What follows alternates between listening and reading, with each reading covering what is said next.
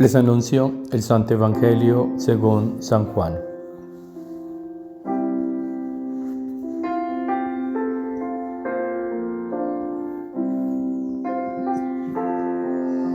En aquel tiempo disputaban los judíos entre sí: ¿cómo puede éste darnos a comer su carne?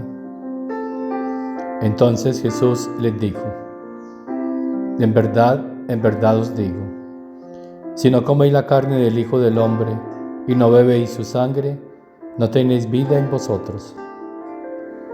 El que come mi carne y bebe mi sangre tiene vida eterna, y yo lo resucitaré en el último día.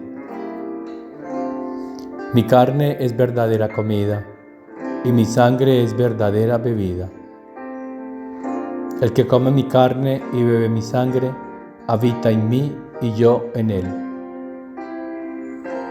Como el Padre que vive me ha enviado, y yo vivo por el Padre, así del mismo modo el que me come vivirá por mí. Este es el pan que ha bajado del cielo, no como el de vuestros padres que lo comieron y murieron. El que come este pan vivirá para siempre. Esto lo dijo Jesús en la sinagoga cuando enseñaba en Cafarnaúm. Palabra del Señor. El que come mi carne y bebe mi sangre tiene vida eterna. Habita en mí y yo en él. Así como el Padre vive en mí y yo vivo en el Padre. Hermanos, qué importancia hay la comunión. Nos está diciendo Jesús acá que el que quiera tener una unión perfecta con Él, íntima con Él y con el Padre, con la Trinidad plena, necesita comer su carne, necesita la comunión. Y por eso los judíos no entendían. Y decían: ¿cómo puede éste darnos a comer su carne?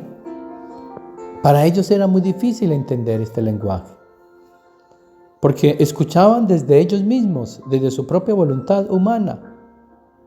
Y cuando queremos escuchar a Dios desde nosotros, entonces no entendemos. A Dios se escucha desde Él, y por eso tenemos que hacer la renuncia de nosotros mismos, cerrar nuestros oídos para abrir los oídos de Dios en nosotros y así poderlo escuchar, para entender sus modos. Para nosotros hoy es muy fácil entender este lenguaje. ¿Cómo puede éste darnos a comer su carne? Ya sabemos, a través de la Eucaristía. La Eucaristía es una manera como el Señor nos da este alimento que produce en nosotros vida eterna, en unión con el Padre, con Él, con el Espíritu Santo. Pero ahora también nos está hablando un lenguaje que es divino y que para muchos hoy es difícil entenderlo, porque lo escuchan desde Dios. ¿Y cuál es ese lenguaje? Que fuera de la Eucaristía existe también el pan de su voluntad. Su voluntad es el que ha producido los sacramentos. La voluntad de Dios es la fuente de la Eucaristía. Y entonces nos pide que vayamos más allá de la comunión, que comulguemos en su voluntad. ¿Y qué significa eso? Entonces, significa, hermanos, que hay que abandonar nuestros modos, nuestra vida humana, para entrar en los modos en la vida divina.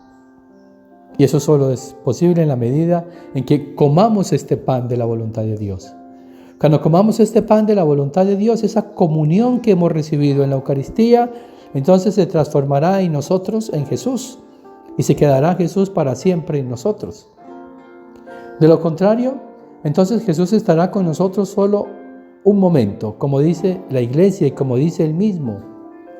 Cuando no encuentra su cielo en nosotros, al comulgar, entonces se queda unos 10, 15 minutos y luego se va, porque se siente huésped, no dueño de nuestra alma.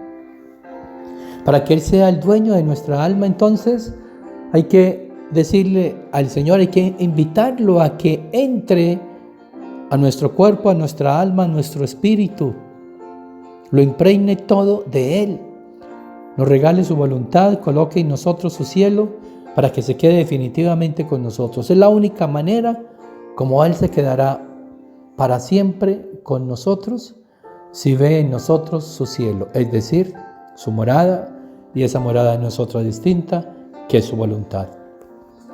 Por eso, hermanos, la importancia de no estar razonando desde nuestra razón humana. Todos estos misterios divinos, no. Hay que abandonarse, hay que pedir la humildad, la sabiduría divina. Y entonces así poder ir adquiriendo ese modo divino, y la forma es el conocimiento de estas verdades de su divina voluntad. Mientras más vayamos conociendo su voluntad, más cielo vamos teniendo en nuestra alma, en nuestro cuerpo, en nuestro espíritu.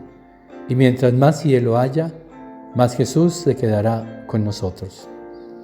Ese es el misterio que hoy muchos no pueden entender, como les pasó a los judíos que no pudieron entender el misterio de la Eucaristía. Ni siquiera los mismos apóstoles al principio lo entendieron. Después de la resurrección, después de la venida del Espíritu Santo, lo comprendieron todo, pero antes no. Ahora Jesús necesita que comprendamos cuál es el alimento que hay que tomar. La base de todos los demás alimentos espirituales es su voluntad. Por eso hay que alimentarnos de esta voluntad divina para poder tener esta unión perfecta, íntima, con el Padre, con el Hijo, con el Espíritu Santo. De la misma manera como María tiene esa unión con ellos. Ella está en el corazón del Padre, del Hijo y del Espíritu Santo, en el corazón de la Santísima Trinidad. En ella está todo Dios. ¿Por qué? Porque la voluntad del Padre Celestial reinó completamente en ella. En ella su voluntad humana no dominó. Esa voluntad humana fue sometida a los pies del Padre Celestial y vivió solo de voluntad divina.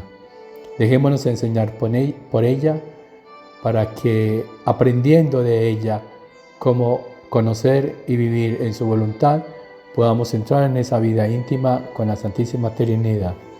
Y la bendición de Dios Todopoderoso, Padre, Hijo y Espíritu Santo, descienda sobre ustedes, sobre sus familias, sobre las almas de purgatorio y permanezca para siempre. Dale, Señor, el descanso eterno y brille para ellas la luz perpetua. Descansen en paz. Amén. Las almas de los fieles difuntos, por la misericordia de Dios, descansen en paz. Amén.